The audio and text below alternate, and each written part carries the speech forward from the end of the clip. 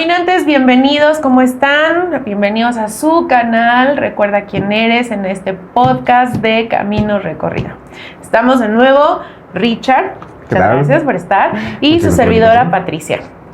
Y pues bueno, el día de hoy vamos a hablar un poquito mucho, o indagar un poco mucho, en lo que es el cómo nos fuimos haciendo conscientes de lo que fue nuestra programación a lo largo de nuestro crecimiento, de nuestra vida, cómo nos empezamos a hacer conscientes de ella, qué beneficios obtuvimos al hacernos conscientes de ella, ¿no? Y empezar a saber y a tener o el valor para hacer esos cambios que en su momento, pues bueno, esas lealtades a la familia, esas partes de nuestra programación que nos hacen no sentirnos bien con nosotros mismos, ¿sí? No sentirnos a gusto, por decirlo de alguna manera, y empezar a tener el valor de hacer esos cambios que queremos en nuestra vida. Richard, ¿cómo estás? Muy bien, gracias. Feliz, encantado de que estemos aquí participando. Gracias. Te agradezco mucho la invitación nuevamente para estar aquí. Esta es tu casa y este es tu canal. Es tu canal, nuestro canal. Exactamente. Pues sí, cuéntanos un poquito. ¿Cómo te hiciste tú consciente de tu programación? ¿Cómo empezaste a hacerte consciente de tu programación? Híjoles, es algo complicado muchas veces, creo que para poder empezar a entenderlo, porque necesitarías hacer una introspección precisamente de por qué soy como soy y quién te dijo que eras así. Así es. Porque muchas veces creo que es con las primeras cosas que creo que empezamos a chocar cuando estamos en esta situación, porque a mí me pasó en terapia, cuando empecé la terapia, que me preguntaban, ¿y quién eres? No, pues yo soy tal persona. Ajá, pero es que ¿quién te dijo que eres así? No, pues tal persona, ok. Entonces lo que tú me estás diciendo es que eso que eres es porque te lo dijeron otras personas o porque tú lo crees. En su momento a mí no me quedaba muy claro eso. Muy claro, sí, precisamente pues es que si me lo están diciendo es porque es lo que ellos ven, entonces si ellos lo ven, me lo están diciendo, es lo que yo soy. Y en ese momento me costó trabajo entender cuál era su finalidad de la persona que me estaba atendiendo, pero empecé a cuestionar, sí es cierto, a mí me han dicho que soy tolerante, pero yo que recuerde, llegó a ser de mecha muy corta. A mí me dicen que soy muy dramático, muy se me olvida mucho cómo ocupan muy... ¿Modo víctima? Exactamente, o muy intenso. Ok. Pero bueno, ¿y en qué se basaron para decirme ese tipo de cosas? Entonces ahí fue donde yo me di cuenta cuál era la finalidad ya de realmente indagar y preguntarme yo si realmente lo que yo creía que era cierto o era porque era la percepción de otras personas. En este caso creo que precede mucho del círculo principal en el que nos desarrollamos, que es el familiar, ya sea que haya sido el papá, la mamá, los hermanos, el tío, la abuela. Creo que es ahí donde empezamos a crecer con la idea de lo que somos de acuerdo a lo que nos dicen. Claro. Y muchas veces creo que lo cuestionas cuando tú ya no te sientes cómodo con ese tipo de situaciones, ¿no? Donde te cuestionan o creencias del tipo de es que tú nunca vas a ser bueno en tal cosa, y esa programación se te queda tanto que ni siquiera intentas a veces poder hacer esas cosas. Llega un punto en el que dices, bueno, ¿y por qué no lo hago si nunca lo he intentado? Claro. Bueno, y eso sí tienes el valor de, ¿no?, precisamente de decir, cuestionarte eso. Bueno, lo voy a hacer.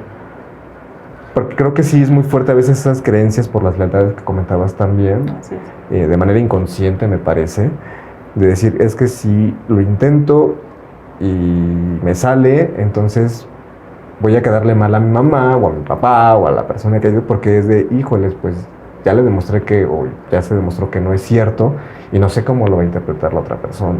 Claro. Entonces es no sé, como muy difícil poder empezar a romper esa programación que tú tenías con lo que tú te empiezas a dar cuenta que ya no va contigo. Okay. Para mí fue algo muy impactante, o sea, sinceramente poder empezar a quitar muchas creencias, no solamente de quién soy, sino de lo que me rodeaba. Claro. Creencias con respecto a lo que debería de ser mi mamá, lo que debería de ser mi papá, lo que debería de ser mis hermanas, lo que debería de ser mi abuela. Porque a raíz de las situaciones que uno va viviendo, te empiezan a programar en ese tipo de cuestiones, ¿no? De tu mamá, tú la ves como esta persona que te va a cuidar, que te va a proteger, que va a estar contigo en las buenas y en las malas. Pasan las situaciones que uno vive, en este caso yo, la separación de mis padres, y empiezan otro tipo de comentarios. Es que tu mamá es esto, es que tu mamá es lo otro, y lo mismo con el papá, o con ambos. O entre ellos, caso, ¿no? Es que tu mamá es así, y luego tu papá es así. No, o en esta parte a veces del comentario que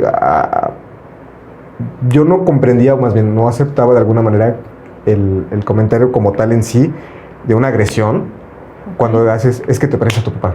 Es que eres igual. Que te lo dicen de forma despectiva, exactamente, ¿no? Eres igualito a tu papá, sí. O eres igualita a tu mamá. Ahora entiendo muchas veces por qué hacen ese tipo de comentarios, pero en ese momento tú, vamos, con esas creencias o las principales creencias que empiezas a tener de ti, es que pues sí, soy igual a mi papá. Claro. ¿No? ¿Cómo voy a poder romper eso si me están diciendo que soy igual a mi papá? Okay. Y no solamente el romper, sino a veces también el cumplir ciertas expectativas, ¿sabes? Porque puede ser de esta manera como despectiva, pero también como la parte de no te pareces a tu papá, en el hecho de que no has alcanzado todavía los logros, objetivos o expectativas que tienen para que puedas hacer lo mínimo que es tu papá o tu mamá o la figura que en ese momento nos estuviera cuidando o estuviéramos desarrollando. Entonces es algo bien complicado poder encontrar ese tipo de balance, de equilibrio, de aceptar. De inicio, ¿no? O sea... Sí, sobre todo creo que la parte de inconsciente que muchas veces de la lealtad que tenemos hacia las personas. Sí, creo que, bueno, en mi caso, una de las cosas fue que yo siempre llegué, incluso cuando yo llegué a terapia, yo llegué con yo decirle a la terapeuta, ¿no? Es que tengo un conflicto muy grande con mi papá. Y papá, para mí todo el tiempo era papá, ¿no? Y entonces, obviamente es al que más me parezco, ¿no? En todos los sentidos, o sea, es al que mucho más me parezco en la forma de ser, en la forma de pensar, en la forma de hablar, o sea, me parezco muchísimo a mi papá. Y entonces cuando yo voy descubriendo eso, que al mismo tiempo fue una situación, mis papás no están divorciados, pero están separados, ¿no? Y que de alguna manera... también, ¿no? Lo que tú comentabas, ¿no? De que es que te pareces a tu papá, es que te pareces a tu mamá, ¿no? O sea, bueno, mi papá no tanto, pero mi mamá sí entraba en ese rol, ¿no? Pero de alguna manera, a mí me enojaba mucho eso, ¿sabes? O sea, me enojaba mucho porque yo decía, no, yo no me parezco a él, o sea, era una resistencia y de alguna manera el que las personas a veces me dijeran, ¿no? O sea... Es que creo que es una resistencia porque, digo, lo ven como algo malo. Sí. Y tú dices, yo no quiero ser malo. No, aparte porque también estaba yo enjuiciando a mi papá en ese entonces. Sí. Digo, de alguna manera y desde la psicología tradicional, digo, no tengo nada que ver porque al final fue el inicio del cómo comencé yo este proceso, ¿no? Pero empecé a entender mucho más y empecé a soltar y a sentirme mejor conmigo misma y con mi historia y con mi programación. O sea, empecé a entender verdaderamente quién soy cuando empecé a verlo desde el paradigma sistémico familiar, ¿no? O sea, entonces, a mí algo que me sorprendió mucho en su momento, que fue que cuando yo empecé a conocer esta filosofía de vida, porque realmente es una filosofía de vida, el empezar a entender del decir, claro, pues si yo tengo esto de mi papá, y lo he usado también para cosas que me han dado satisfacción, no tengo por qué renegar de esto, ¿no? Sí, exactamente. Entonces, el empezar a reconocer cosas que desde mi enojo no podía ver, porque estaba en modo víctima. Sí. Entonces, cuando yo empecé a decir, claro, estoy en el modo víctima, ¿no? Porque mi papá estaba haciendo, aunque no me pareciera en su momento, estaba haciendo lo que podía con lo que tenía, ¿no? Sí, claro. Mencionábamos hace rato, ¿no? Los papás hacen lo que pueden, ¿no? Y el hecho de poder identificar que mamá y papá tuvieron vida antes de ser mamá y papá, ¿no? O sea, fue algo bien... O sea, fue como que en lo particular fue un choque porque mi mamá sí era más de compartirme, ¿no? Ah, pues es que tuve un novio en la prepa y en la secundaria y así, ¿no? O sea, y de papá yo no sabía gran cosa. De hecho, los comparto, ¿no? Tiene como un par de años, unos 3, 4 años, que me enteré que tenía medios hermanos. Mayores a mí, ¿no? O sea, entonces por parte de mi papá. Entonces, cuando mi papá sí conocía más o menos la historia de esta de esta relación que tuvo mi papá, más o menos, pero yo no, o sea, así como que, y fue en una reunión, ¿no? Y así que, espérenme, ¿cómo que tengo medios hermanos, no? Sí. Y entonces mi mamá y mi papá, ¿qué no te habíamos dicho? Y yo, o sea, si me hubieran dicho eso no se me olvida, o sea, obviamente fue algo que, o sea, no manche, ¿no? Entonces, o sea, en ese momento sí, hasta me acuerdo que mi familia me dijo, ¿estás bien? O sea, yo así de, creo que sí, o sea, creo que sí, ¿no? Porque mucho tiempo, yo de los hijos de mi papá, yo soy la segunda. Okay. De mis hermanos, del matrimonio de mi papá, somos 4. 2 que están, que fallecieron y 2 que estamos aquí vivos, ¿no? Entonces yo soy la segunda del matrimonio de mis padres. Pero el darme cuenta que soy la 4ª hija de mi papá y la 2ª hija de mi mamá, de verdad, en serio, yo no sé si alguien se va a identificar con esto, pero a mí en lo particular me quité un peso de encima de ser la mayor. Y yo sé que es todo lo contrario con tu historia, porque eres el mayor y son puras mujeres tus hermanas directas. Pero en lo particular, para mí sí fue como que, ay, qué padre, no soy la mayor. Sí, ya me quitó ciertas responsabilidades de... Que al final de cuentas, no sé, lo particular, gracias a Dios, nunca fue así de que me hiciera cargo de mi hermano, por ejemplo, ¿no? O sea, yo no lo viví de esa parte. Al contrario, yo en muchas ocasiones sentí que tenía que cuidar a mi mamá. Okay. No, o sea, sentí que me sentía en algún momento dado la mamá de mi mamá, que tenía que protegerla, y simbólicamente en algún momento me sentí la pareja de mi mamá. Okay. Porque yo sentía que mi papá no podía hacer eso, no podía como que estar, ¿sabes? O sea, cubrir ciertas funciones ¿no? Entonces, que se espera de la persona. Ajá, ¿no? Entonces yo me sentía, no, yo parecía perro guardián cuando salía con mi mamá, ¿no? O sea, y mi mamá lo puede contar, doña Pati, yo puedo venir a contarnos esas experiencias. Pero de verdad era un momento en el que de manera simbólica yo me sentía la pareja de mi mamá, porque más que nada esa protección, ¿no? Y que es algo que todavía sigo trabajando. Y me permite explicar un poquito más o menos esto, ¿no? ¿A qué voy con esta situación desde el paradigma sistémico? El conocer nuestra historia. Bert Hellinger nos comenta que antes de que en la familia se pueda decir que hay, o lo más importante dentro de una familia es el amor, no, es el orden. Y dice que antes de que exista el amor tiene que haber orden para que exista un amor adulto, un amor sano, ¿no? ¿Y qué quiere decir esto con orden? Justamente lo que estamos diciendo, ¿no? El no sentirnos a lo mejor la mamá de mis papás, los papás de mis hermanos, ¿sí? y hacer todo ese rol desde una trinchera, de una posición que no es la mía, ¿no? O sea, en este caso yo te comentaba, soy la 4ª hija de mi papá y la 2ª hija de mi mamá.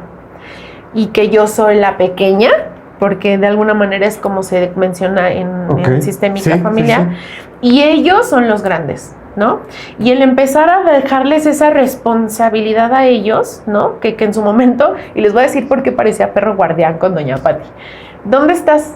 ¿No? O sea, así como que si no estaba, ¿y dónde estás? Y estoy con una amiga, tú tranquila, pero cuando llegas y te vas a venir sola, y así estaba, ¿no? En ese, así, tal cual, preocupada por el hecho de que mi mamá llegara bien a casa y con quién estaba, ¿no? Sí. Y entonces en ese momento me costó mucho trabajo soltarla, ¿no? En el sentido de que no necesita mi protección porque no soy su mamá, ella es una mujer adulta, soy la hija, ella es la que se tiene que preocupar por mí hasta cierto punto, ¿no? Sí. Entonces, de alguna manera, el poder colocarme en mi posición como hija me costó mucho trabajo con mamá. Sí, es que vas encontrando que como un propósito de vida, porque en ese momento sientes que es tu propósito de vida y tu deber. Sí, porque... Y soltarlo y dejarlo es como que chin, ¿y ahora qué voy a hacer? Claro, porque ¿cuántas personas no hacen su vida por cuidar a mamá o a papá? Sí. Y ojo, esto no quiere decir que a lo mejor, obviamente me queda claro que llegan a una edad adulta en el que tal vez tengo que hacerme cargo, ¿no? O sea, eso no quita esa responsabilidad. Pero sí, e incluso en ese momento es difícil tomar el rol como es que tiene que comer esto, mamá, o tiene que hacer esto, mamá, y mamá y papá ya llega un momento en el que a lo mejor sentimos que no pueden decidir, ¿no? Pero el poder respetar su dignidad y el poder decir, se siente mal, ¿qué quiere hacer?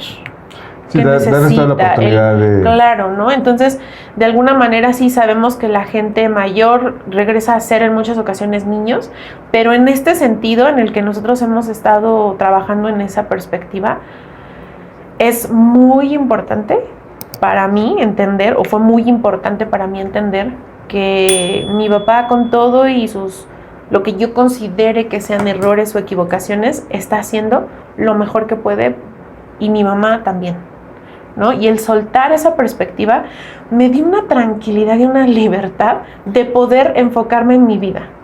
Sí, porque normalmente creo que en esta parte que comentas de las programaciones que vamos teniendo, a lo mejor lo retomo un poco, empiezas a verlos de esa manera por precisamente los comentarios que hay con respecto a lo que es mamá y a lo que es papá. Luego, si viene precedido ya sea en digamos, comentarios, vamos a ponerle ahorita entre comillas, positivos o negativos de cada uno de ellos, empiezas también a cuestionar en el momento de no puedo fallar, quién soy. Digo, la parte de negativa es en esa parte como de, es que te parece a tu papá, que es lo que comentabas, de resistirte a, lo haces también el hecho es que yo no quiero que me vean a mí como ven a mi papá. Es que, ¿por qué? Porque en esos comentarios normalmente lo ven que papá es el malo o mamá es la mala. Claro. Y cuando te dicen, es que te pareces, en ese sentido, te pareces a ellos, es que yo no quiero ser igual a ellos, porque el concepto que tienen es de que fueron personas irresponsables, malas, poco agradecidas. Sí, todo eso, el ¿no? juicio. Ajá. Y está la otra parte, cuando dicen, es que tienes que ser igual a tu papá, pues también es de, es que está bien grande la vara, bueno, muy alta la vara para poder alcanzar todavía esa expectativa que se tienen de uno. Lo malo, creo que con todo eso, es que nos estamos enfocando tanto en dar gusto a las personas, de estar dentro de la familia o de encajar dentro del círculo, que empieza a aceptar también las creencias de los conceptos más básicos que hay con respecto a la vida. El trabajo, el dinero, las relaciones en pareja. Sí, toda esa parte, y es donde creo que empiezas de repente a sentirte perdido, porque dices, es que para mí yo siento, o esa es la percepción que tengo, que éxito es esto, o que una pareja debería de ser esto, o los hijos también deberían pensar esto. Pero como has crecido o has estado rodeado de todas esas situaciones, pues estás confundido. Claro. Y más cuando, normalmente o por lo general, lo más común es que convivamos más con una familia de los padres, o convives muchas veces más con la familia de mamá, o a veces convives más con la familia de papá. Sí. O sea, podrías convivir con las dos, pero normalmente siempre hay una convivencia más cercana una con la otra. O con la exactamente, otra. Con una o con otra. Entonces empiezas a escuchar los conceptos de acá y los de allá, y dices, ¿cuál es el verdadero? O sea, ¿cuál es el que me va a funcionar? ¿Cuál es realmente el estándar o la métrica? Porque creo que eso es lo que buscamos muchas veces, la métrica de la creencia de que voy a tener una vida plena, satisfactoria, en plenitud.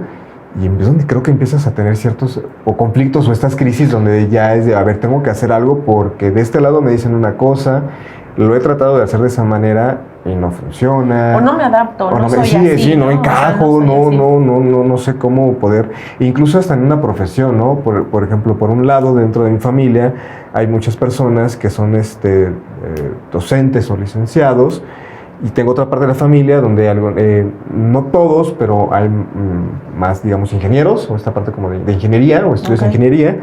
Y yo me acuerdo que una de las cosas que en su momento, cuando estaba tratando de descubrir esta parte de qué estudiar o en qué prepararme, a mí me llamaba lo que era una licenciatura en algo humanístico. También un poquito porque sentía que ahí no iba a haber tanto matemáticas, porque me han costado mucho trabajo, pero bueno. Pero me llamaba... pero me llamaba mucho la atención la parte como de...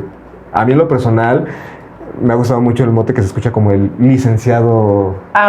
Más que el ingeniero. A mí en lo personal me gusta más como escuchar el licenciado, ¿no? Yo quiero ser licenciado.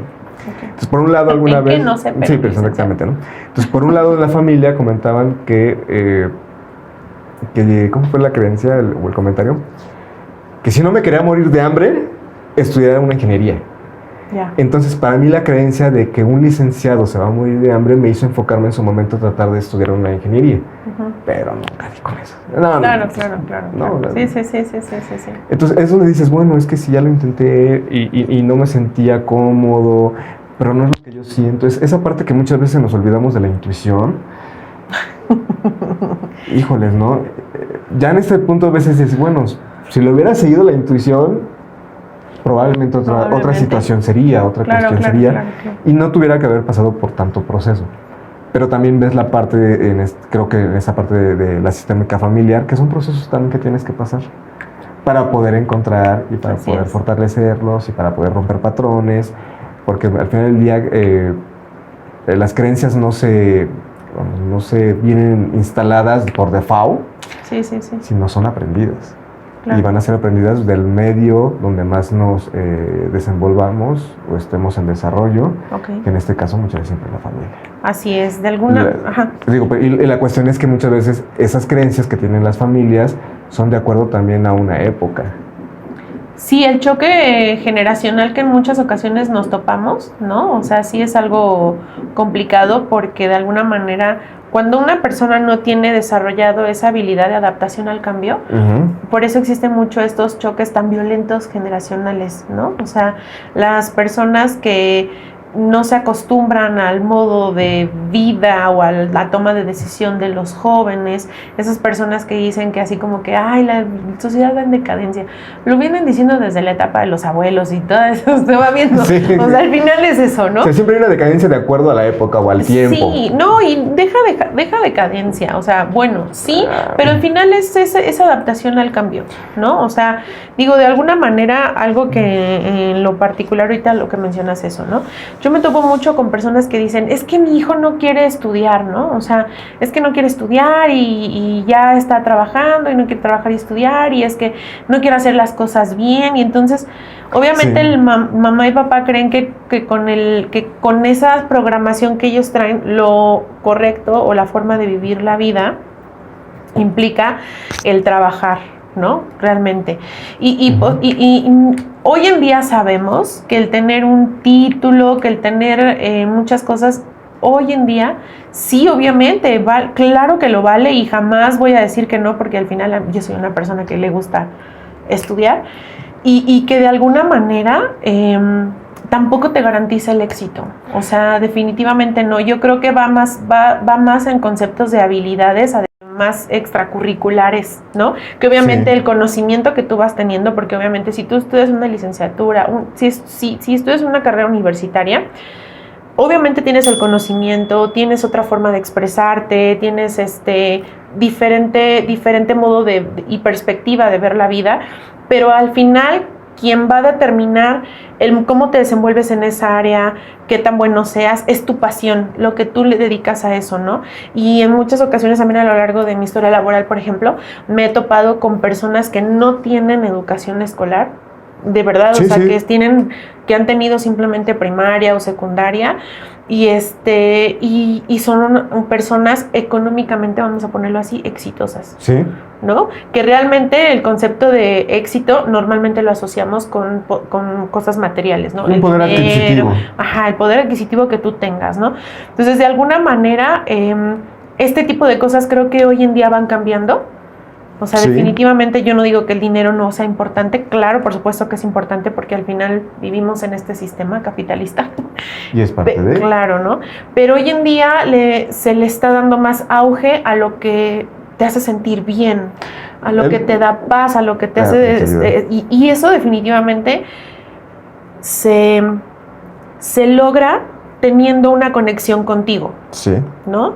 Y justamente algo que me pasó mucho, por ejemplo, dentro de lo que era mi programación, el cuestionarme el del por qué soy como soy, ¿no? Sí, o sea, el por qué hago esto, el por qué esto. Y yo, en lo particular, pues bueno, ya hemos visto otros episodios y hemos contado un poquito más de nuestra historia, nuestra infancia.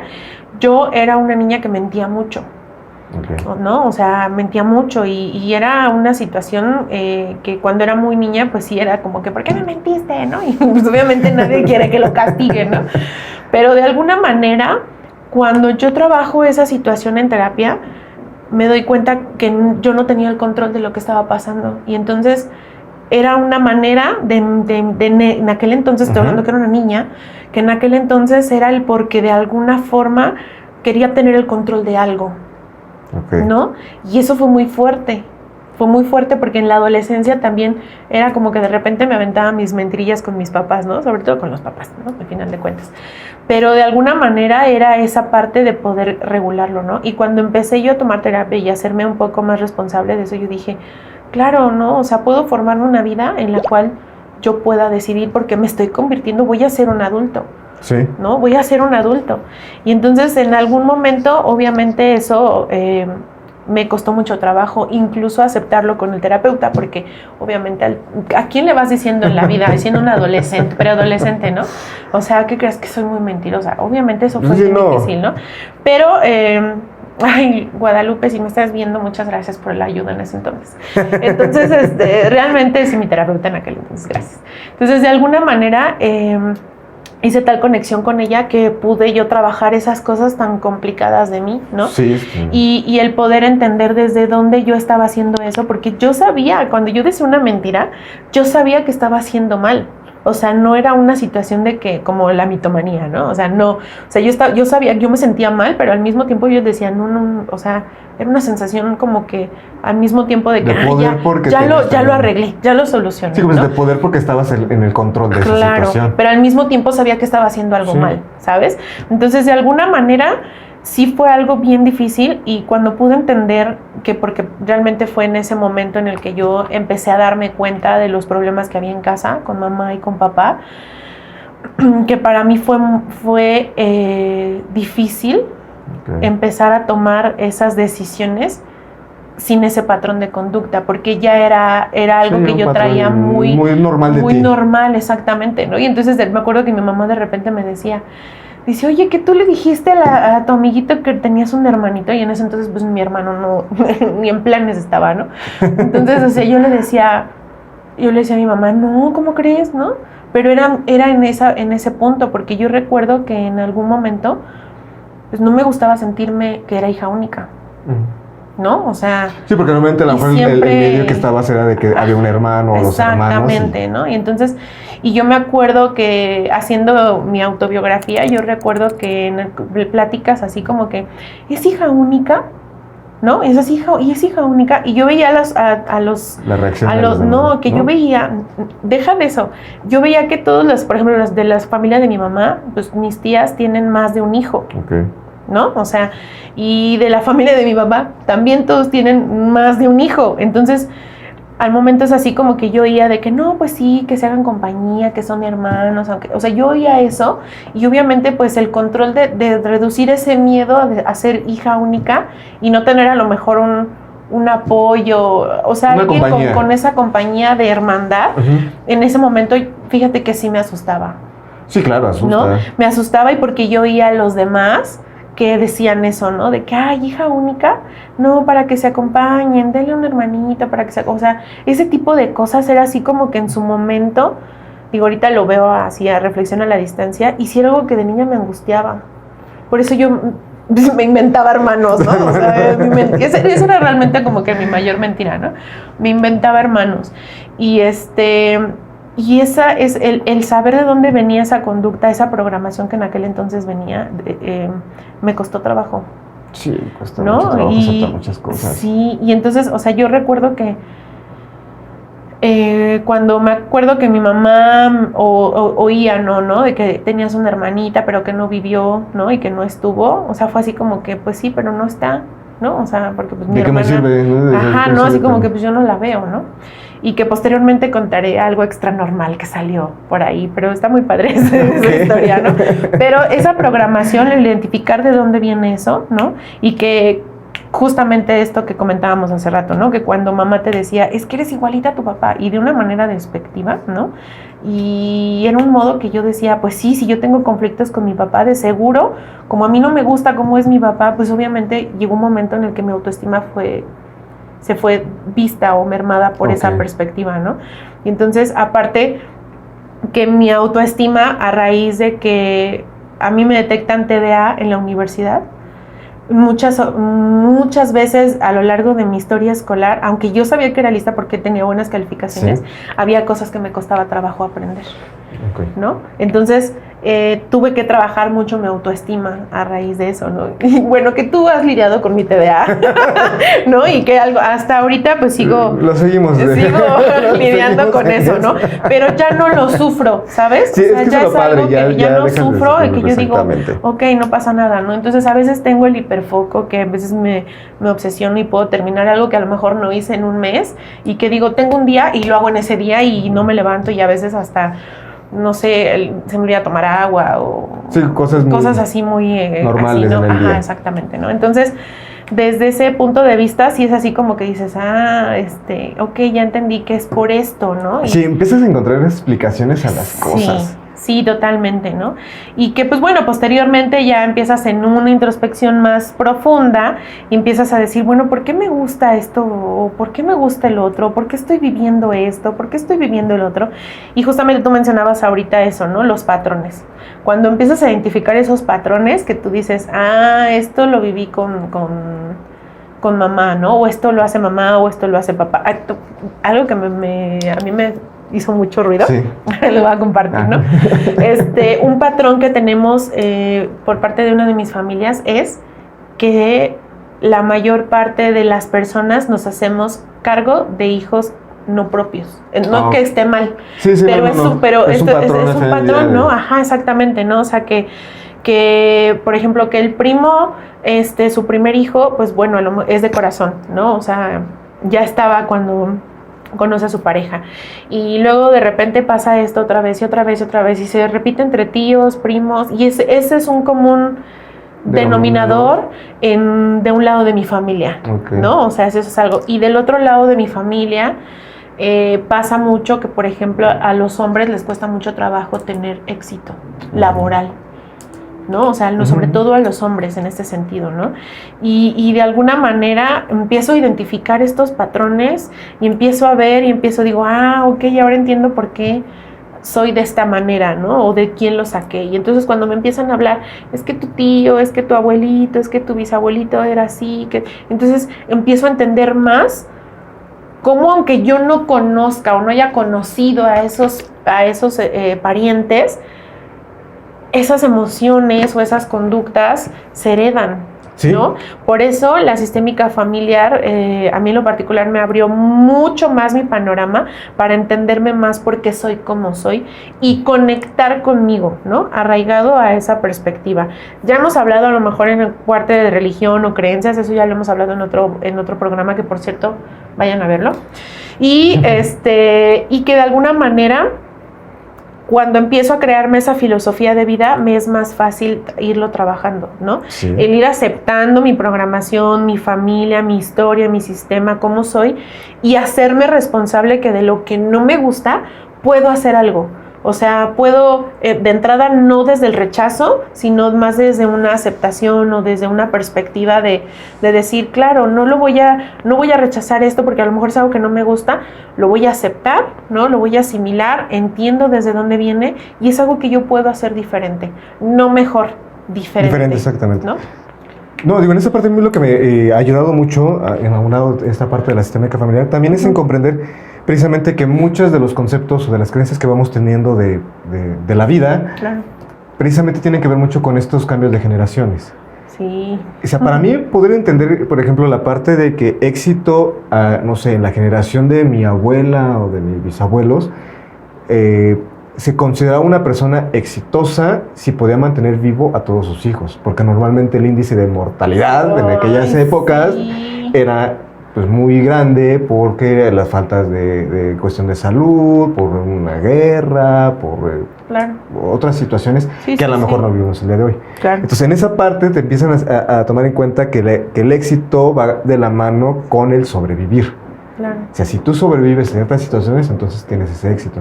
Y de repente salta la siguiente generación, donde la siguiente generación es de, ok, ya sobrevivieron, pero ahora es, ¿y cómo van a sobrevivir? Pero en cuestión de que hagan una vida. Es que, ¿sabes qué pasa? Que antes no se manejaba así. No se manejaba porque, digo, a lo que me es que todo esto era de manera inconsciente. Porque Sí, normalmente claro. era de que, oye, ¿cuántos hijos? No, pues tantos y se me murieron tantos, ¿no? Y le preguntaban a lo mejor a alguien más, no tengo, ¿y cuántos le viven? No, pues todos. Ay, qué afortunado, qué exitoso. Qué afortunado. Sí. Entonces, normalmente, Sí, claro. a lo mejor, en ese sentido, el concepto de éxito se fue pasando a siguientes generaciones, pero de acuerdo precisamente a la situación en ese momento. Es que... Ese es el punto que yo quiero llegar. Sí, Entonces, por ejemplo... Bueno, es que esa es otra programación. Es a lo que voy. Es a nivel social, cultural, ¿no? Porque obviamente esta sociedad, creo que esta programación de consumismo, porque estamos viviendo una sociedad consumista totalmente, en el que ya vales más por lo que traes puesto, sí, por lo que tienes, que por lo que piensas o por lo que sientes, ¿no? Entonces, o sea, el cómo te ves, el cómo luces, estos estereotipos de belleza que tenemos, sí. Estos conceptos que te venden, ¿no? Es que esa es la parte que yo te iba a comentar. Ajá. O sea, por mí, por un lado, está la parte que tú comentas ahorita de la sistémica, de dónde viene, por qué la programación, los patrones, todo. Pero aunado a eso, la parte también integrar la parte sociocultural, claro. en este plano en el que estamos, comentábamos de que el dinero es importante, pues sí, porque estamos en esta parte capitalista, entonces empiezas a ver también toda esta otra parte de la realidad en la que estamos. Claro. Y comprender también esos conceptos que cómo se van traspasando de generación en generación. A mí por lo menos también me ayudó a quitarle peso al hecho de, por ejemplo, cuando yo me separé y me divorcié, yo pensé que, bueno, mi sentimiento en ese momento y pensar era, ya fracasé. Claro. Ya no voy a alcanzar el éxito porque ya mi matrimonio se acabó, fracasó, claro. No prosperó hasta que la vida lo separe, hasta que la muerte lo separe. Hasta que la vida lo separe. Hasta que la muerte lo separe. Entonces, ahí, por ejemplo, empezar a trabajar el hecho de realmente cuál es el concepto de éxito real en mi caso para poder aplicarlo. Y cambiarle la perspectiva, porque entendí, por ejemplo, que ahora, por lo menos para mí, una parte del éxito en mi vida es procurar no volver a repetir el mismo patrón de padre ausente, como lo ha venido, creo que si no mal recuerdo, son 2 generaciones atrás, 2 o 3 generaciones atrás, 3 generaciones atrás, okay. Donde el padre no ha estado... No está. Exactamente. Claro. Digo, de las 2 generaciones, 2 fueron porque, no porque se haya ido por los cigarros, sino porque fallecieron. Okay. Y en ese momento eran de edades muy tempranas mi papá y mi abuelo, okay. Cuando fallecen sus papás. Claro. Entonces, por repente, para mí ya se convierte en éxito el poder, si a lo mejor dejar de ser un padre ausente, por lo menos en la parte ya no de física, sino ya por lo menos estar ahí emocionalmente. Por lo menos para mí ya eso es un éxito. Claro. A lo mejor ya le quité el peso a esta parte de cultural o social de claro. Una familia. Entonces también comprender esa otra parte a mí me ha ayudado también a poder integrar lo demás que tú comentabas en la parte de la sistémica familiar. Claro. Éxito de poder decir, ok, mamá, papá, les regreso que lo que ocupa, ¿no? O sea, les regreso su lugar, ocupo el mío, claro. Ustedes son los grandes, yo soy el pequeño. Entonces también dices, ay, por fin Descansas y de verdad hagan ese ejercicio, visualicen a mamá y a papá enfrente de ustedes y digan esa frase, ¿no? Como el de que papá, mamá, gracias y les regreso su lugar, honro, respeto su lugar y yo me quedo como y dicen la posición que están de hijos de mamá y papá y créanme que si sienten su cuerpo van a sentir que se liberan, sí, total y absolutamente una liberación y una tranquilidad que empiezas a poder empiezas a invertir tu energía en tu vida, en tus proyectos, ¿no? En que si tienes hijos, empiezas a enfocarte más en tus hijos, en tu pareja, en tus proyectos de vida, empiezas a tener más energía para empezar, exactamente, ¿no? O sea, rindes en el trabajo, duermes mejor, o sea, no, sí, totalmente es algo muy liberador. Sí, hay un cambio muy fuerte. A mí, en lo personal, me ayudó, sobre todo también, quitarle peso al concepto, por ejemplo, de mamá y papá. Claro. O sea, en el hecho, por lo menos, de las creencias que me hicieron de que papá y mamá siempre deben de estar. Y muchas veces no lo van a estar, como por ejemplo el caso de mi abuelo y de mi bisabuelo, no porque no quisieran, sino porque pues hubo una situación en la que fallecen y cómo le exiges a alguien que esté si no tiene manera de... Entonces empiezas a regresar. Es que, ¿sabes qué pasa? Esto lo entendí al principio, la primera vez que yo oí esto, entré en mucho conflicto. Pero es algo que poco a poco he estado entendiendo cada vez más y cada vez más y cada vez más.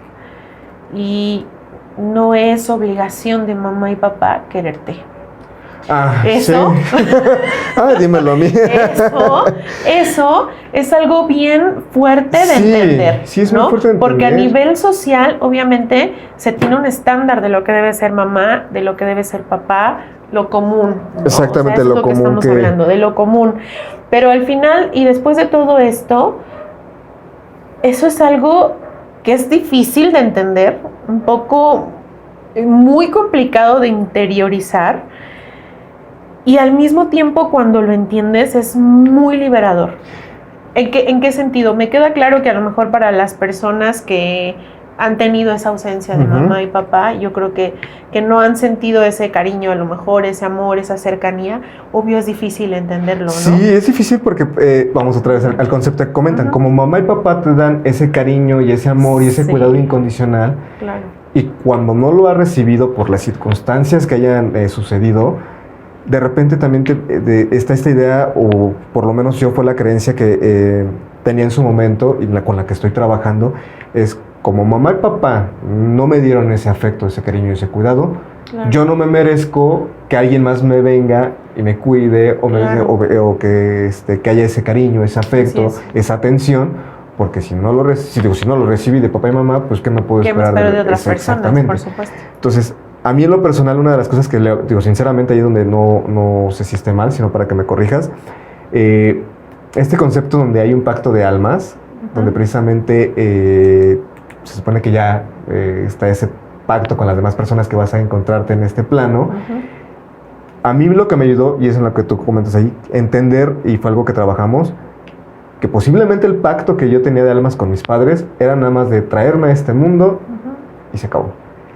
Claro, está rondando nada más, ¿no? Como cierta órbita lejana. Exactamente, ¿no? Entonces, para mí también empezar a integrar eso fue precisamente quitarle peso a la obligación o expectativa que yo le estaba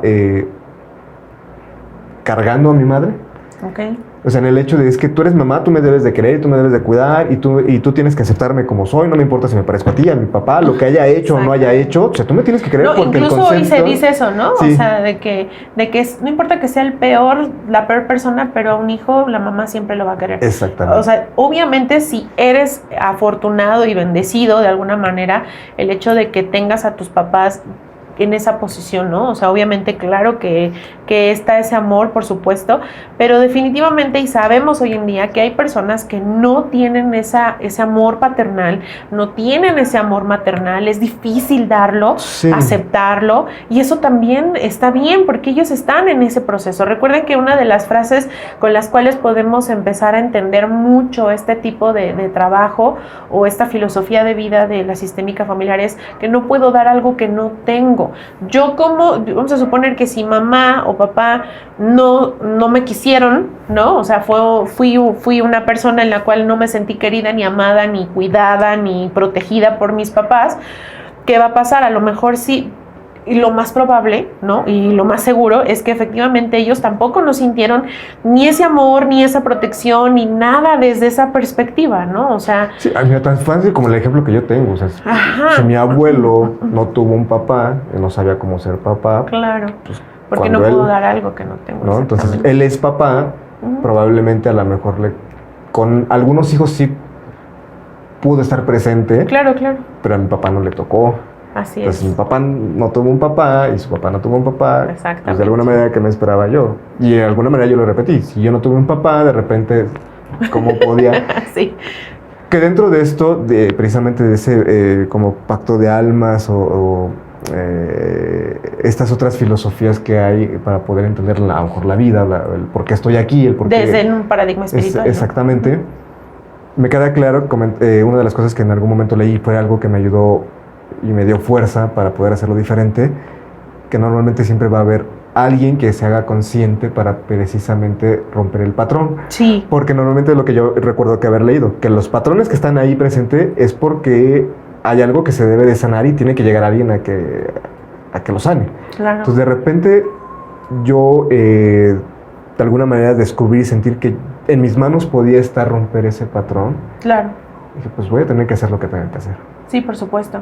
No. Sí, y que de alguna manera el hecho de poder identificar o bueno, aceptar, sí. ¿no? Porque a veces de alguna manera como que algo te dice de que no, es que no, o sea, ya entendí que tengo que hacer esto, pero no quiero quejarme un poco más, por favor, denme chance de quejarme un poco más, ¿no?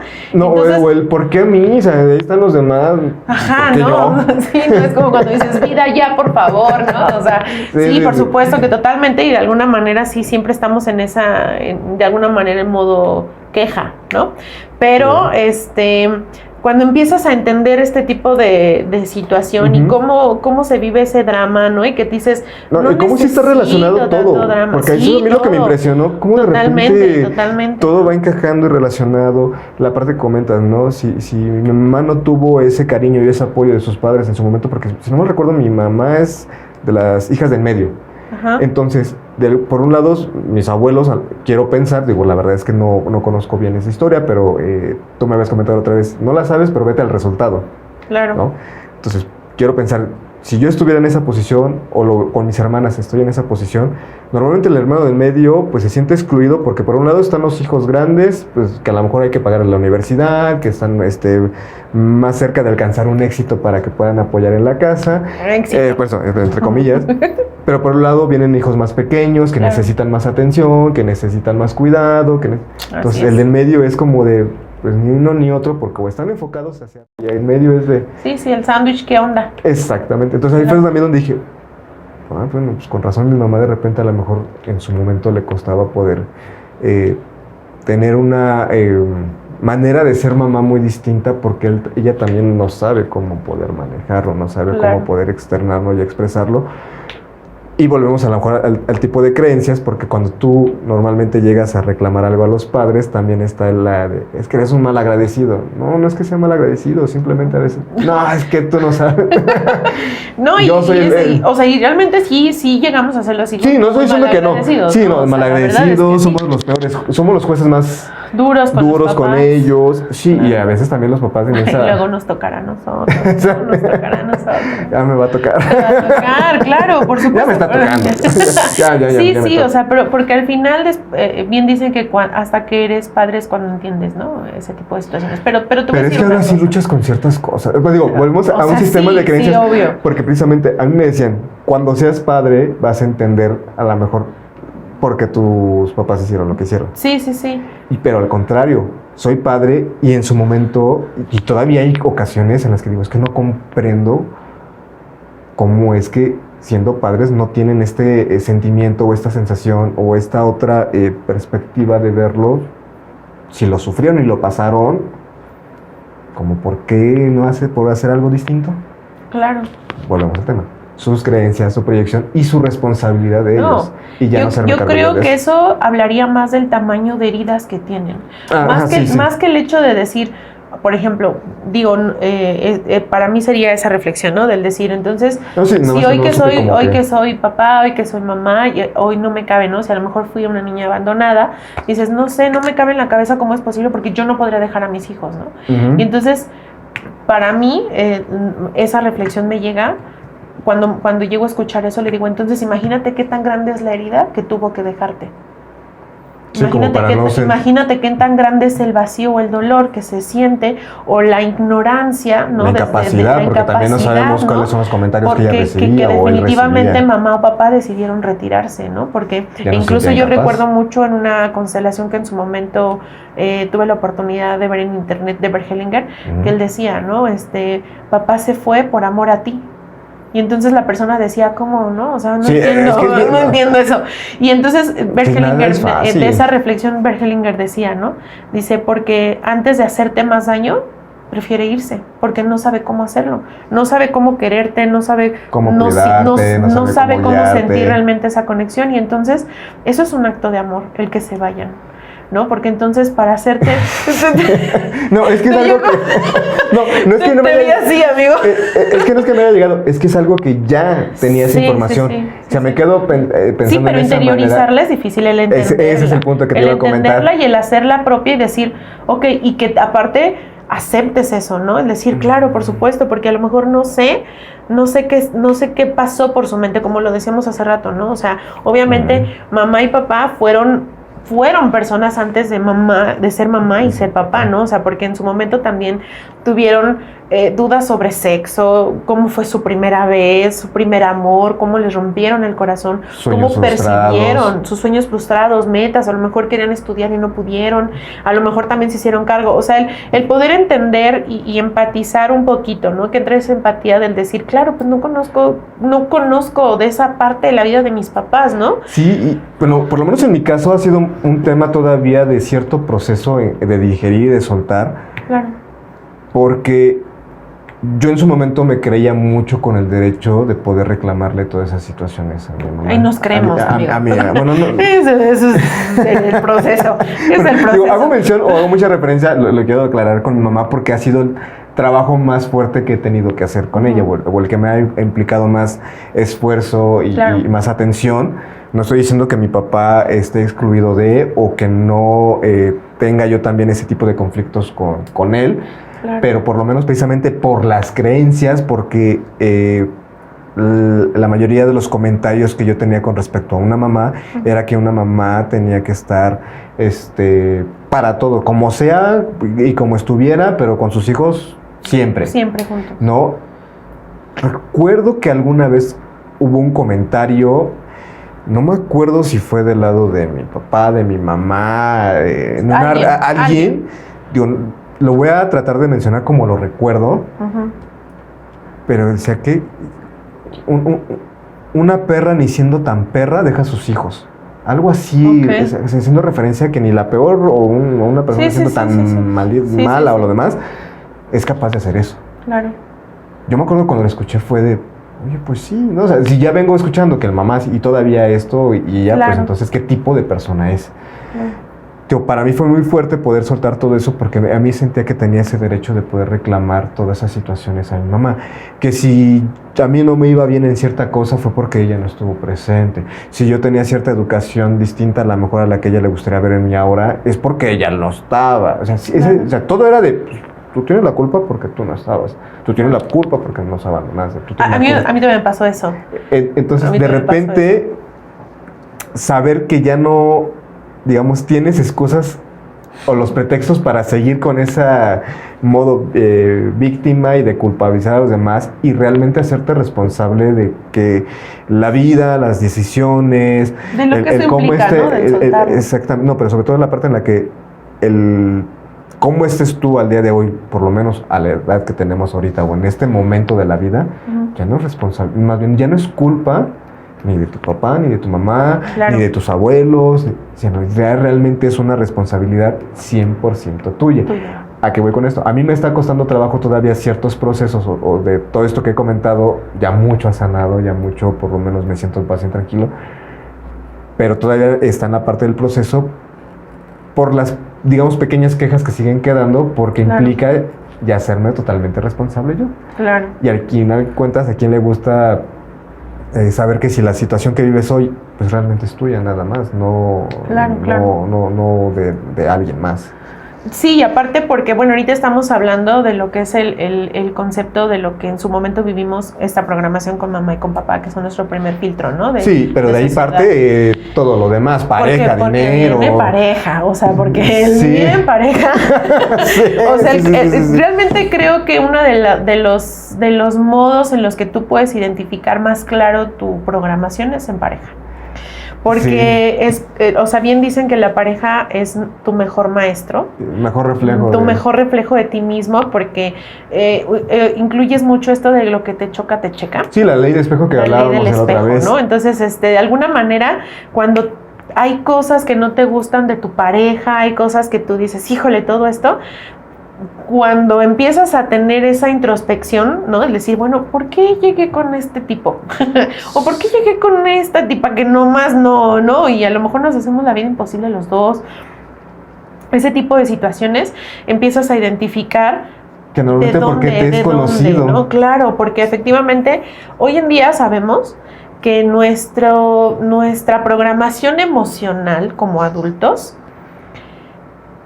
para poder empezar a sanarla, tenemos que ir a nuestro niño interior. Sí. ¿No? Porque nuestro niño interior es la clave para poder entender nuestra salud mental y emocional como adultos, ¿no? Entonces, sí. ¿por qué? Porque si yo tengo la herida de abandono o la herida de rechazo en mi infancia, entonces ¿qué va a generar en mí? Que esté todo el tiempo con la pareja diciéndole, pero es que me amas, pero sí me quieres, pero verdad que sí esto, y entonces ¿dónde estás? Y ya de seguro estás engañándome, y estamos en un apego ansioso con la pareja porque traigo ese tipo de heridas de la infancia, ¿no? Y entonces a veces decimos, no es de la infancia, es que de mi relación anterior, pero entonces ¿cómo empezó en la relación anterior? Y entonces de repente dicen, no, pero es que también me pasó en la primera. Y entonces vas viendo ese patrón, ¿no? En el sentido de que obviamente el cerebro siempre va a identificar lo conocido, y las parejas que hemos tenido a lo largo de nuestra vida incluyen desde la perspectiva que papá y mamá nos enseñaron. ¿Quién te enseña como mujer? ¿Quién nos enseña a ser esposas o pareja, no? Pues mamá. ¿Y quién nos indica qué tipo de pareja voy a tener? Pues papá, y viceversa, ¿no? Sí, o sea, totalmente. va siendo de alguna manera, o sea, porque por ejemplo, a mí mi esposo es mi mamá. Ok. O sea, se conectan, o sea, yo te lo comentaba, ¿no? O sea, mi esposo es el que le adivina a mi mamá el lenguaje de que, oye, ¿me pasas a eso? ¿Me pasas a aquella? Y yo así de, ¿qué? Sí, que sea más específica, ¿qué quieres, por favor? Y entonces llega mi esposo y yo, ¿cómo averiguaste? No, pues ya sé qué quieres. O sea, él es el traductor, el adivino, ¿no? O sea, ¿cómo le hacen? No sé, pero ellos se conectan en ese sentido y son muy similares. O sea, actitudes que en su momento tiene mi mamá, yo las detecto mucho en mi esposo, ¿no? Y hay algunas cosas, ¿no? Muy leves que posiblemente yo pueda detectar de mi papá. Pero el mayor parte exactamente, pero la mayor parte, y así es, ¿no? O sea, entonces, por ejemplo, si yo, por ejemplo, una persona que vivió con papá ausente o mamá ausente, le va a costar mucho trabajo conectar con pareja. Sí, y volvemos también a la parte en la que no solamente que haya sido ausente, cuáles fueron las cosas que no tuve de papá o de mamá. Exactamente. Donde también se ve reflejado en esa parte de la pareja. Digo, ahorita pues te das cuenta que incluso tú estando en un modo víctima, bajo esas circunstancias, pues también tú te vuelves una persona, ¿cómo comentaban esto? Todo mundo es víctima y victimario, ¿no? Si no mal recuerdo. Sí. Entonces, cuando empiezas a darte cuenta, también, a pesar de que tú sientes que eres la víctima de toda la situación, esta parte de no haber tenido estas situaciones sanadas, trabajadas, lo que te permita estar mejor, también tú afectas a la otra persona de alguna manera. En ese momento no lo ves porque dices, es viceversa. Que, digo, pero en esa parte como dices, empiezas a identificar, en mi caso, ya ahorita a este nivel de todo lo que he trabajado, se me dio cuenta que, por ejemplo, con mi ex esposa, mucho de lo que yo me quejaba es de la queja que yo tenía constantemente con mamá. Claro. Que no me ve, que no me acepta, que no me reconoce. Claro. Sí. Para mí fue bien fuerte decir, ay, el amante no estaba buscando una pareja, estaba buscando una mamá. Sí, ¿no? Por supuesto. Pero también después fue más fuerte porque decir, chingada madre, también ya pasé a chingar la vida a otra persona sin deberla ni temerla. Sí, claro. No, yo creo que es mutuo. O sea, no es que no que le chingues a la otra persona, porque por algo esa persona también está contigo. Pero esa es la cosa. O sea, ese de ya chinga a la persona es más que nada porque tú estás viviéndolo nada más en que tú eres el afectado, que tú eres el único que está siendo traicionado, no visto. Cuando no te das cuenta que también esa actitud de alguna manera lastima, hiere o de alguna manera perjudica a la otra persona. Me queda claro en la parte que dices que si hubo esa conexión entre ambas personas es porque también hay algo que en ella no ha trabajado, algo que está pendiente, un patrón, algo que en algún momento dentro de su pacto de almas que le hablábamos hace rato, va a llegar alguien que tenga que romper algo que esté pasando ahí. Claro. Ya no me corresponde a mí, ya será un trabajo que de la otra persona si en algún momento quiere hacerlo, claro. Pero por lo menos lo que me corresponde a mí es darme cuenta de eso, darme cuenta que precisamente mi, ¿cómo decirlo? El patrón o la situación dentro de lo que están en una relación, claro, debe de ser muy distinta a esto que ya identifiqué, precisamente para que no vuelva a pasar lo mismo. Claro. Porque normalmente es ahí donde todos estamos ahí. Claro, sí, no, y definitivamente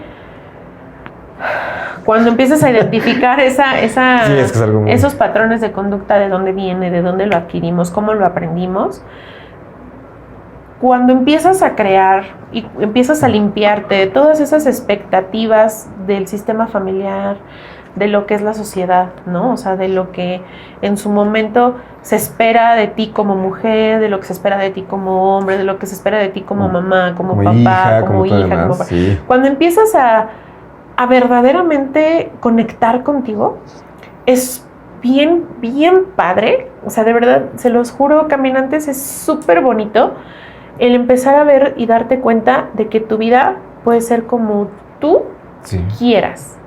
O sea, que empiezas a creer realmente, que hay posibilidad exacto, ¿no? De vivirlo de una manera en la que a ti se te hinche la gana. O sea, entonces, cuando tú empiezas a identificar de qué estás hecho y cuando tú dices, soy más de lo que me dijeron que era, por eso este canal se llama Recuerda quién eres. Porque de alguna manera dentro de ese proceso empiezas a darte cuenta del decir, no quiero esto. Sí. Esto ¿no? Pero es que hija, es que hermana, es que sobrina, es que nieta. Pues gracias, sí, pero lo respeto, pero no gracias. Es que esa es la parte en la que ahorita comentas que te das la oportunidad porque también te quitas la creencia de que eres desleal, claro, al sistema, a la persona que te educó, a la persona que estuvo... Porque eso también otra vez es que cómo voy a dejar... Yo me acuerdo que lo comentaba en el capítulo anterior, de que de alguna manera mi situación, independientemente del comentario que hice hace rato, que mi situación de profesional en la que me está evocando... La situación profesional. Situación profesional. Ajá. Iba también un poco de la mano en el hecho de que tengo que darles gusto a las personas que se hicieron. Así es. Era mi perspectiva. Claro. Nunca me dijeron dame gusto. Sí. Pero en ese caso yo lo interpretaba de, pues es que sí tengo que hacerlo. Pero te voy a decir por qué. Porque obviamente es una necesidad básica del ser humano el sentirse aceptado. Y de hecho incluso en la secundaria, ¿qué es lo que buscamos? Sentirnos aceptados, ¿no? Más que el ser aceptado, yo era en esta parte de no ser malagradecido. Es que va de ese punto, ¿no? Okay. Y es que de alguna manera el hecho de poder ir limpiando o ir integrando una mirada diferente desde tu propia aceptación, desde tu amor propio, desde tu autoestima, de lo que tú quieres hacer para tu vida, sí empiezas a, poner límites, ¿no? O sea, tener esa limitación. Hay otro tema luego con la creencia de los límites. Claro que sí, o sea, y que de alguna manera el hecho de poder identificar, el decir, no quiero vivir esto, ¿no? Y es que, pero es que, es como por ejemplo ahorita lo que mencionamos de las carreras, ¿no? Pero es que a lo mejor si todos son, por ejemplo en mi familia, ¿no? Todos son comerciantes y todo, que no sé qué tanto, y a lo mejor me decían, ¿no? Es que el área de las ventas, tú eres muy buena y hablando y todo eso. Hubo un tiempo en que sí, pero no era feliz con eso. O sea, yo quería ayudar a otras personas, apoyar a otras personas, dar mi granito de arena, el empezar a identificar más, crecer para mí, saber recibir de las personas y al mismo tiempo dar dar esa retroalimentación, retribuir, ¿no? Porque al final yo siempre he creído que sí podemos ser una mejor sociedad y desde esa perspectiva dije, yo no puedo cambiar a la sociedad, pero ¿qué puedo hacer? Trabajar en mí, sí, claro, para yo poder darle una mejor versión de mí a las personas, ¿no? O sea, y no se trata de ser, el influencer, ¿no? Del año, perdóname, de ser el influencer del año, no, se trata de dar una esperanza a que sí puedes ser una mejor persona, que sí puedes ser un mejor ser humano, que sí puedes ser feliz siéndolo, simplemente haciendo lo que a ti en este momento te traiga más felicidad, te traiga más paz. Y creo que el punto de conocer la programación es saber que puedes hacer algo diferente a lo que te dijeron, a lo que no te gusta, y que también pasa lo contrario, que hay personas que son muy felices haciendo lo que en su momento la programación les indica, y eso también está bien, siempre y cuando tú conectes contigo, que lo hagas desde lo que tú verdaderamente quieres, desde lo que te trae más paz, de lo que te trae esa intuición, sí, efectivamente, claro, ¿no? Y que de alguna manera el poder ganar ese territorio para ti, ¿no? El tener ese poder de decisión, el poder decir no sin culpa, el poder decir sí cuando quieres decir sí, y el poder dar esa mejor versión de ti, creo que eso vale el identificar tu programación. Totalmente, romper esos paradigmas que muchas veces también es lo que nos limita, claro, para poder tener esta mejor versión de nosotros mismos. Así es. A mí me ha sorprendido mucho los conceptos que he podido tener desde otro punto de vista y también ya no tener esa culpa. Claro. Sobre todo porque para mí sí, de los trabajos que también he tenido que realizar, el no sentirme culpable por hacer algo diferente o claro, verlo desde un punto diferente ha sido algo que también, por lo menos en lo personal, a mí me ha costado mucho trabajo. Así sobre es. Todo porque en algún momento, cuando traté de, poner un límite en cuestión de, a ver, estoy viviendo una etapa en mi vida donde yo voy a querer hacerlo, o a ver situaciones que quiero hacer a mi manera, porque para mí tanto es importante esta situación como es importante la otra. Claro. No voy a estar en la división de cuál prefiero, porque claro, para mí las dos son importantes. Entonces, en su momento hubo esa situación, traté de integrar ambas situaciones, y hubo una de esas situaciones donde hubo molestia, hubo enojo, hubo rechazo, y esta parte casi de es que tú le eres desleal a la familia. Claro. Y era de, no, es que no se trata de ser desleal, simplemente hay una etapa en la que yo estoy viviendo y que tanto es importante para mí una parte como la otra parte. La otra, claro. ¿No? Y en ese sentido, es mi vida, es mi situación, es claro, lo que yo estoy haciendo, pero como se presentan estos reclamos, entonces para mí fue de repente de, híjoles, no, pues sí tengo que, pues una o es la otra. Ya ahorita entenderlo y verlo desde un punto de vista diferente, dices, pues mira, esto es lo que yo estoy integrando conmigo. Si ya las otras situaciones no entran, no es mi responsabilidad. Claro. Ya se tienen que hacer cargos ellos de por qué les cuesta trabajo poder aceptar. Y que tampoco tienes que convencer a nadie. No. O sea, realmente no se trata de convencer. No se trata de justificando cambio. Es a lo que voy. Pero ya empiezas a hacerlo porque quieres. Ya es de, ok, probablemente este cambio no le va a gustar a estas personas. Por lo menos a mí me está dando paz, tranquilidad.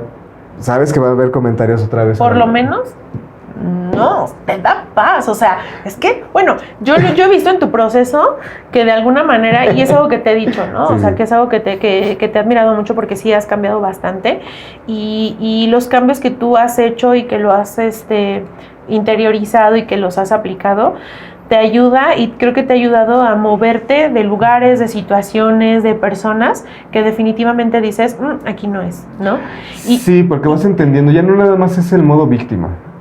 No, pues no es el modo víctima, o sea, yo creo que sí. Pero es que normalmente tendemos a que si me moví de aquí fue en modo víctima, de que te estás quejando y es que a mí no me valoran. Sí, por supuesto, ¿no?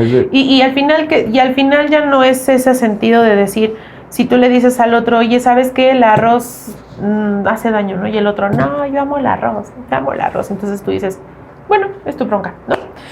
Y está bien, porque dices, pues, si no le hace daño el arroz, qué bueno. Y si le hace daño, pues ya hará a la persona lo pertinente para que pues pueda solucionar la situación, ¿no? Entonces, ahí el hecho de poder soltar y saber que todos tienen otro proceso, que todas las personas, que este proceso tampoco no es lineal, que a veces nosotros retrocedemos y a veces sentimos que vamos al retroceso, pero de repente nos llega otra situación en la vida que vamos adelante. Es que es el punto que creo que es importante rescatar, porque muchas veces ahorita dentro de esta parte que mencionábamos en su momento del consumismo que actualmente vivimos, me parece que dentro de ese consumismo también está esta parte a veces de que estamos buscando soluciones fáciles y procesos rápidos. No, pero es que por ejemplo ahorita me hizo sentido, me hizo recordar, porque en su momento yo me acuerdo que dentro del consumo que estaba teniendo de todo este tipo de material, eran respuestas o buscando pastillas mágicas para resolver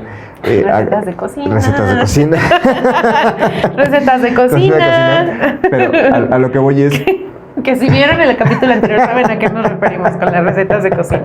Pero ya, a lo que voy es que muchas veces también buscamos eso fácil y eso rápido. Claro. Porque dentro de este proceso es lo que pues vende a las personas que lo están manejando. Claro. Y dentro de esas creencias o dudamos o empezamos a tener otro tipo de creencias. A mí me llama la atención de que yo muchas veces, te lo había compartido en muchas ocasiones, yo me siento mal porque digo, llevo todo este proceso, voy encarregado y de repente, ¡chin!, me topé con algo. Algo pasa. Algo pasa y es de, échate 2 casillas para atrás. Claro. ¿Pero por qué? Porque muchas veces también dentro de, pues digo, decíamos en su momento, hay que tener mucho cuidado con lo que vemos, hay que tener mucho cuidado con lo que vamos a tomar como una filosofía de vida. Claro. Porque está bien muchas veces retroceder, pero el consumismo que yo tenía en su momento era de que, ¿cómo decían por ahí? Sí. ¿No? Sí, claro. Ese tipo de frases. Uh-huh. Y te empiezas a creer, pues sí, ¿no? Es que si tienes que seguir con el impulso de la carrera y no tienes por qué caerte, no tienes por qué enojarte, no tienes... Entonces también de repente entender que creo que para mí la información que más te va a ayudar es la que te hace sentir incómodo. Claro. La que te hace sentir realmente ponerte a reflexionar. A la que no le quieres entrar. Exactamente. A lo que duele. A lo que duele. Creo que es la que realmente te va a ayudar a poder trascender todo ese tipo de situaciones. Así es. Y que cuando se repite una y otra vez es porque de ya éntrale, o sea, ya hazle caso a la situación de un patrón, te hazte responsable de muchas cosas, porque si no vas a seguir tropezando con la misma piedra. Totalmente. Sí, se te va a mostrar el mismo demonio con diferente cara, ¿no? Dicen por ahí. Que es el mismo infierno, diferente diablo. Ándale, también. Bueno, de alguna manera, una de las cosas que para poder cerrar este programa, es importante, o los invitamos a que empiecen a reflexionar un poquito sobre su programación, ¿no? Identifiquen, pregúntense, cuestionen de dónde viene este gusto por tal cosa, ¿no? O de dónde viene esto, o de dónde viene el otro, o cosas que a lo mejor me ha costado trabajo, o que no me gustan tanto de mí, de mi carácter, o incluso del físico, ¿no? O sea, hay muchos desde esta perspectiva. Creo que hay muchas preguntas que nos podemos hacer precisamente para poder identificarlo, ¿no? Comentabas hace rato tú de las mentiras. Muchas veces creo que hay gente que se esconde detrás de un gusto, digamos, de una apariencia ruda, precisamente para poder tener un caparazón. Claro. Porque atrás tiene una... Sí, totalmente. Entonces, sí, digo, realmente me gusta, ¿por qué me gusta? Me gusta por el sonido. Digo, si es música, por ejemplo, me gusta porque me relaja, me gusta porque soy amante del sonido que emiten, o nada más es por... incluso, ¿no? Por ejemplo, algo que yo lo identifico mucho es con la música, ¿no? Por ejemplo, hay canciones que yo en su momento oía mucho de José José, por ejemplo, es un ejemplo, ¿no? Porque pues al final de cuentas contemporánea de mis papás, entonces pues era lo que yo oía, ¿no? Entonces las oía y me gustaba porque veía a mis papás cantarla y el disfrute y las reuniones familiares y era algo padre, ¿no? Y una historia, ajá. Pero hoy en día cuando soy adulto y las escucho, yo digo, ¿qué dijo? O sea, hablan de codependencia, hablan de manipulación, hablan de posesión y tú dices, ok, ¿no? O sea, esto era lo que me gustaba y entonces deja tú que te gustara, ¿no? Deja tú las vivías. Sí, ¿no? O sea, sí las llorabas y cuando te rompían el corazón. Sí, pues dices, más todavía, ¿no? Claro, y luego cuando pasabas a esa etapa del enojo de mendiga, entonces en esa posición. Y está la de ojalá que te mueras. Ojalá que te mueras, ¿no? O sea, sí, no, totalmente. Sí. Pero al final de todo eso, sí es muy importante la interpretación que nosotros le vamos dando a esta nueva mirada que queremos construir para nosotros. Los invitamos mucho a que se cuestionen, a que pregunten, a que lo hagan, porque de verdad es algo, sí, difícil, a veces doloroso, pero al final muy satisfactorio. Y el punto de hacer este tipo de pláticas, ¿no? Charlas entre Richard y yo y el compartirles y a lo mejor que aquí mismo llegamos a ciertas reflexiones o ciertas memorias, que también se vale porque lo único que cada persona es experto es en su propia vida y en su propio proceso y ese es el punto, ¿no? Por eso Camino Recorrido los invita a que conozcan nuestro camino recorrido, que nos compartan el suyo en los comentarios, que incluso si quieren que hablemos de algún tema en específico, pónganlo en los comentarios o mándenos un correo, que en alguna parte de esta pantalla va a estar nuestro correo electrónico, para que nos puedan mandar su opinión o que quieran decirnos cualquier sugerencia o comentario. Ahí está perfectísimo. Entonces le vamos a también dejar nuestras redes sociales en la descripción de este video. Muchas gracias por acompañarnos en esta plática, gracias por acompañarnos en esta charla, espero te haya gustado. Dale like, por favor, comparte, suscríbete, no tiene ningún costo. Y pues bueno, vamos a estar aquí y al pendiente de sus comentarios y de lo que ustedes nos quieran compartir. Muchas gracias, buenos días, buenas tardes, buenas noches. Bye Bye. bye.